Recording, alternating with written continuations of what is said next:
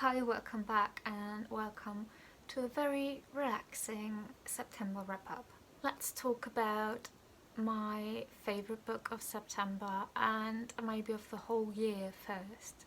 And that is In Praise of Good Bookstores by Jeff Deutsch. This very slim volume brought me so much joy. I'm absolutely smitten by it. Jeff Deutsch is the director of Chicago's Seminary Co-op bookstore, which opened its doors in the early 60s and follows a very specific and a very different business model to our usual bookstore we're used to.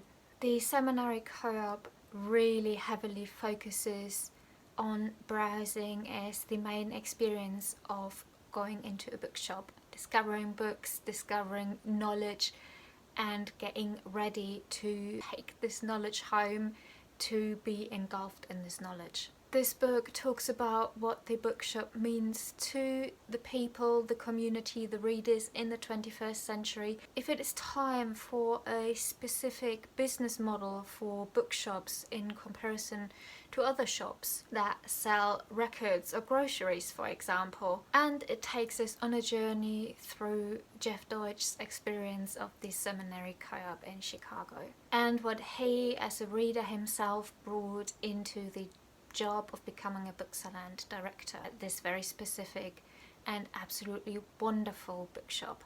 I really hope that one day in my life I can experience the Seminary Co-op myself. Until then, I'm super excited to know that Jeff Deutsch is coming to England very soon, and I'm going to a talk he's going to give, and I could not be more excited, and I cannot wait to reread this book in preparation for this talk. And I probably film parts of the experience, and also want to talk about this book a bit more in detail because it has influenced me as a reader and hopefully future bookseller as well. Another new release in September was Carrie Soto is Back by Taylor Jenkins Reid, her newest book, and I was very excited for this read. And as soon as I got it, I started reading it. In this book, we follow a very prolific tennis player in her 30s who wants to make a comeback so she can be the tennis player that holds the most Grand Slams or a specific type of title in the tennis world. And Taylor Jenkins Reid did it again. She worked her magic with this novel. Going into that, I didn't know anything about tennis at all. This is sports. I'm not majorly interested in sports, but what Taylor Jenkins Reid does is it's not only her telling a very compelling story with compelling characters, but she just puts this little bit of nostalgia in there. We constantly shift through time, we follow different timelines, different decades, but what she does best is talking about characters that have a passion for something. So we have Evelyn Hugo with a passion for being an actress. We have the band in Daisy Jones and the Six. We have surfing in Malibu Rising, and now we have tennis. As with surfing, something I'm not interested in, I don't know anything about, but I just love to read about characters that give their all, that gives their life to work towards a goal, to be fully immersed, hyper-focused on something that they believe in, that they love. That just speaks to my autistic mindset. This is definitely a story that is super entertaining. I couldn't stop reading, and I came out of this book knowing a lot more about tennis than going into it. Taylor Jenkins Reid definitely did it again. And another new release in September was The Marriage Portrait by Maggie O'Farrell. I absolutely loved Hamnet and was very excited to finally read a new book by the same author. This once again is a historical novel. We follow Lucretia in the 1600s growing up in the richest and most influential family of Florence until she has to enter an arranged marriage with the Duke of Ferrara, who is quite a bit older than her, and she does not think a lot of being married to somebody she did not choose herself. And the novel starts with Lucretia being ferried off to a very secluded place, and she fears for her life. She fears she's going to get killed by her husband. This story also following multiple timelines of Lucretia as a girl and Lucretia as a young woman. Lucretia is extremely interested in art, and we get a lot of artistic, very visual descriptions,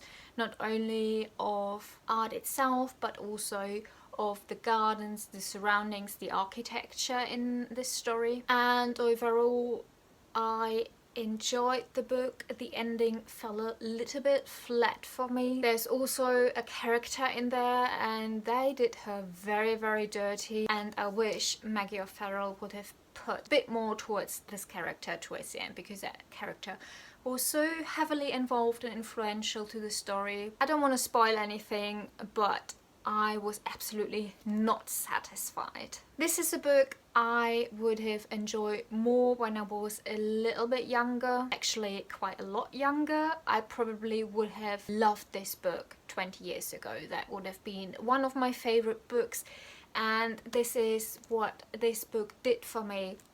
It could convey this nostalgia, it could transport me back 20 years ago when I was a much younger reader, a much more inexperienced reader, looking for escapism, for adventure stories, for characters with their own agency. This was an absolute pleasure read, an absolutely nostalgic read, very atmospheric, but it just fell flat in the end. A non-fiction book in September I read was Inky Fingers by Anthony Grafton, The Making of Books in Early Modern Europe. So this is kind of a more niche non-fiction, scholarly academic non-fiction about a time period and a topic that I am absolutely fascinated by, that I'm very interested in, and I want to further broaden my knowledge, want to go in depth. In this book we follow people creating books. For example, we have somebody putting together a notebook, we have somebody creating an archive, we have somebody writing or rather compiling a history book, we have somebody conducting a study. While this sounds super exciting to me, I didn't like this book as much as I had hoped for, because the focus was very much on the people themselves. To cut me rambling short, I basically try to say that I am much more interested in what is happening in the printing shop, around the printing press. We have the first chapter that talks about the corrector, and I hope it would stay in the print workshop, but the book was basically a compilation of people outside of the print workshop compiling books, which is interesting but not too interesting for my liking. But nevertheless, I'm pleased to have it in my collection on books about books and the early modern period and bookmaking and book culture in general. A book from my autumn TBR is Wolf Song by TJ Klune. If you get this book, please do not read the whole synopsis, because it gives away everything that happens in this book. We follow Ox coming of age, trying to find his place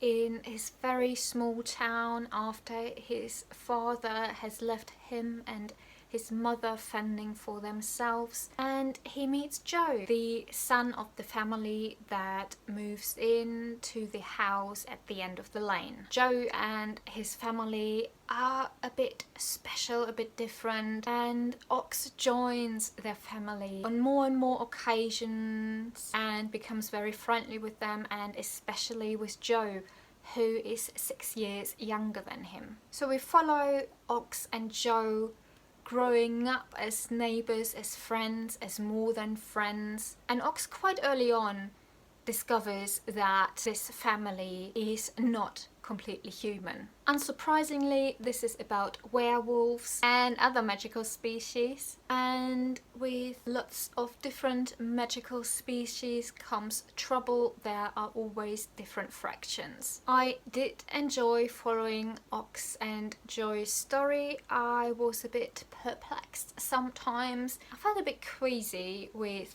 the age gap at the beginning, which this craziness got a bit quieted by both of the boys growing up and becoming men. I love wolves, and the description of the interactions between humans and wolves was everything for me. I constantly had to pause this book and look up some dog and wolf videos online, because I just miss having a dog. I love dogs so much, I love wolves so much, and I think this story only worked for me because of how wolf behaviour heavy it was. This was definitely a book for the heart.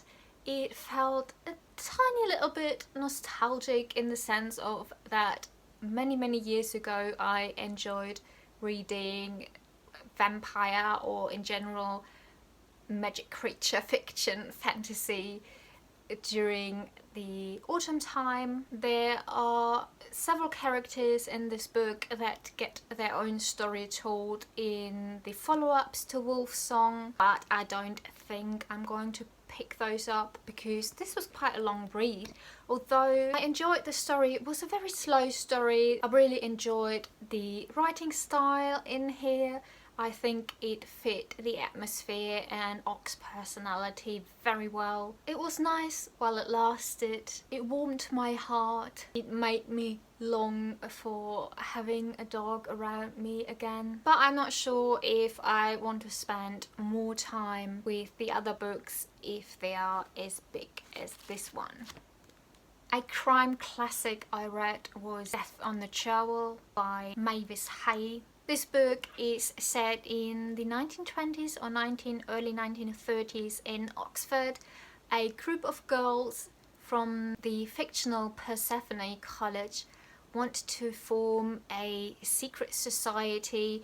They meet outside their college, close by the river, and a boat comes by carrying a corpse, which turns out to be a member of staff from their college. And we go from there. An investigation follows, a detective is involved, and the girls trying to form their secret society get heavily involved and want to figure out what happened. I'm not a huge fan of crime novels. I think the story pondered on and was alright, was charming. I would have wished for more academic scenes, for more academic life instead of just those girls and the detective sleuthing around. But if you want to read some dark academia crime that is not too heavy on the academic part, on the scholarly part, and focuses more on the setting itself,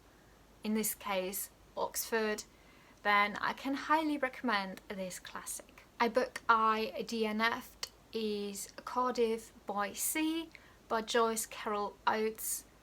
This is a collection of several novellas, and I only read the title novella, Cardiff by Sea. Last month I read Joyce Carol Oates' reading and writing memoir, and it was alright, but I found it a little bit elitist, a little bit exclusive. It was my first Joyce Carol Oates, and this was my first fiction by her. This story follows a young woman that has been adopted getting a notification that her grandmother has died, and she suddenly realizes she has some related family members left. She goes there, meets them, tries to figure out her heritage and why she was given up for adoption. Honestly, I was quite bored by this. I tried reading on the other stories, and this is also noticeable in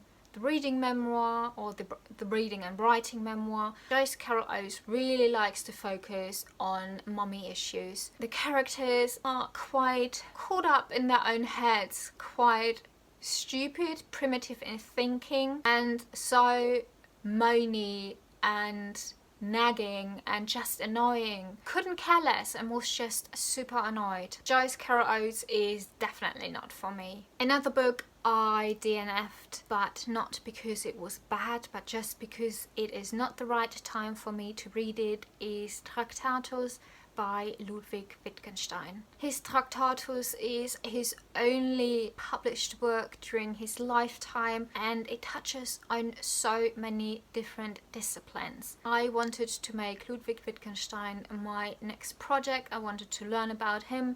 I want to dive back into philosophy, into topics of philosophy that I did not learn about at school, but Ludwig Wittgenstein, epistemology, and the Tractatus are just such a behemoth of a topic, a discipline, learning, knowledge, that I do not want to invest the time into that at the moment while I'm still caught up with other projects. So for now, Tractatus, although absolutely wonderful, I read it in German and simultaneously in 2 different English translations. It was very mind-opening. I will probably pick it up in the future again. I definitely want to learn about Ludwig Wittgenstein a lot more. Although it was only September, I couldn't wait any longer and I had to start with my spooky reads. I also was in the mood for a classic which I haven't read in a very long time, so I picked up The Turn of the Screw by Henry James. I have watched many adaptations of this very short novella. I have never read the original story, and I had it sitting on my shelf in this beautiful Macmillan Collector's Library edition. This story follows a governess coming to work for 2 small children in a very big manor. This staff basically has to fend for themselves. The owner of the home lets them live on this estate quite freely, and our governess quickly notices supernatural activities. She meets people that don't seem to be corporeal, that don't seem to be alive. This is a classic ghost story that reads so quickly. Henry James has a spectacular talent for leaving his chapters on a cliffhanger that you just want to read on. So I read through this story very quickly. I enjoyed it so much, especially the ending, the very last sentence. It just all fit so well together. It was so atmospheric and it just appeared to be so timeless. Now I want to read more by Henry James, and also I want to get more of those Macmillan Collector's Library editions, because they're very, very small. If you see that in comparison to my hand, I have a very small hand, so the book is really small, and it was just super cozy to cuddle up with it in bed, and you can hold it open just with your thumb, just with one hand. At first I was not convinced by this edition because it is so small, the print is so small, but it's just perfect for having a cozy day, a cozy night in bed with a very good book. And I'm also totally in the mood to read more classics again. I continued with another spooky classic, and that is The Case Against Satan by Ray Russell. This book is from the early 60s and deals with the supposed possession of a girl. This story is very short, and it was okay. We follow a girl that is brought by her father to the new priest in their community because he thinks she is possessed. This is a story about a young girl taking agency over her own body, making her own or wanting to make her own decisions. This is a story about rattling the status quo and the patriarchy. And this is a story about the fear in small town communities in America in the 60s, or rather during the era of the Cold War. In the end, we discover a horrific crime, a horrific act of violence that I anticipated quite early on. We have a doubting priest, we have the church and religion vetted against psychology, psychiatry and psychoanalysis, and we have fear of communism. This book was an interesting read. This story infuriated me. I have never read any of the possession classics like The Exorcist or anything. I've seen multiple film adaptations and I rather prefer them to reading about them, I think. This tale was alright, it was a nice foray into the genre, and I'm currently actually reading another more contemporary possession story, which I'm going to talk more in my October wrap-up. A read that absolutely did not do it for me at all was on Universal Harvester by John Daniel. This book is set at the end of the 90s. We follow a young man working in a video rental shop, and one day more and more customers complain about certain tapes being corrupted. So Jeremy and some colleagues investigate what is going on. They find those snippets with harrowing images on normal films or normal tapes, and they're trying to find out where those snippets come from, if they are from another fictional film or if they are, as they appear, a home video and a crime has been committed. This story was quite a bit convoluted. We jumped to and fro with our characters, with the narrative and the narrator. Oh my god, I had such high hopes because the narrator was quite different in this one, so I had very high hopes for the outcome.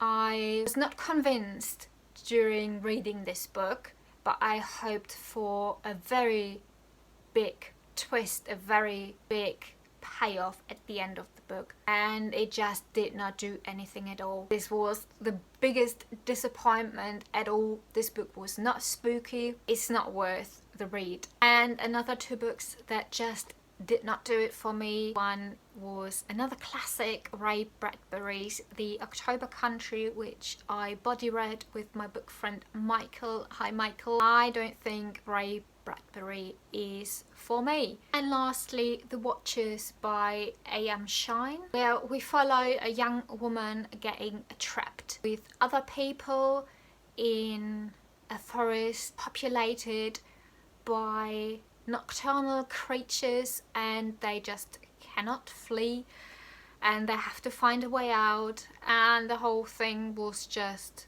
alright. It had some atmosphere, it was a little bit spooky, but the characters once again were annoying. The twist I could see coming once again because I think too much was revealed too early on. There is a follow-up to this which I'm not going to read. And I read two graphic novels in September. First one was Spawn Record Breaker, which is the collection of Spawn 298 to 301.